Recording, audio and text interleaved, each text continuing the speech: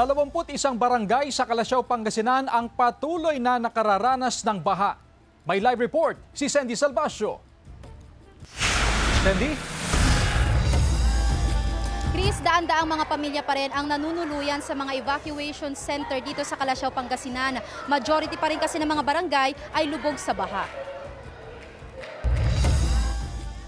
Sa pinakahuling tala ng MDRRMO, 21 barangays pa rin sa Kalasyaw, Pangasinan ang nakararanas ng baha. 17,345 na pamilya, katumbas ng 64,324 na individual ang apektado. Although paunti-unti po ay humuhupa na, lalong-lalo na po doon sa hindi naman inabot ng lagpas taong tubig baha sa kanilang area, bagamat nananatili pa rin po, andyan pa rin ang Talibao, Longos, Lumbang, portion of Mancop and portion of Lasip na merong abot hanggang dibdib na tubig baha pa rin po sa kanilang area. Bagamat nasa spilling level pa rin ang Marusay River, kapansin-pansin naman ang pagbaba ng antas ng baha sa ilang pangunahing kalsada sa bayan kaninang umaga. Nasa second wave na ang relief operation ng lokal na pamahalaan sa mga apektadong residente. Pinaghahandaan na rin ng mga barangay ang paglilinis kapag humupa na ang baha. Kami po ay maglilinis pag wala na po yung baha.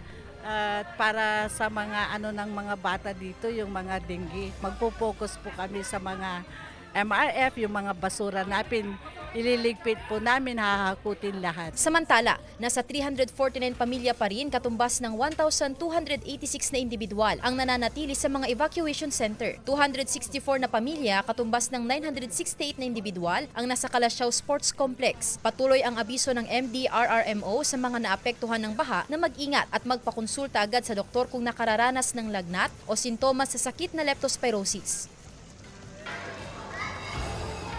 Chris, dito sa Kalasyaw Sports Complex ay may ilang pamilya na rin daw na na-discharge ayon sa MSWDO para umuwi at maglinis sa kanilang mga bahay. Nakausap din natin yung ilang mga naririto ngayon at para sa kanila maayos naman yung kanilang temporary stay, lalo't lahat ng kanilang pangangailangan ay ibinibigay ng lokal na pamahalaan mula sa pagkain at sa gamot. May mga activities din na ginagawa dito sa loob para malibang yung ating mga residente. Samantala, may nilinaw ang munisipyo pagdating sa second wave ng relief operations. Ayon sa kanila, lahat ng apektadong residente, lumikas man o hindi, ay mabibigyan ng ayuda. Chris?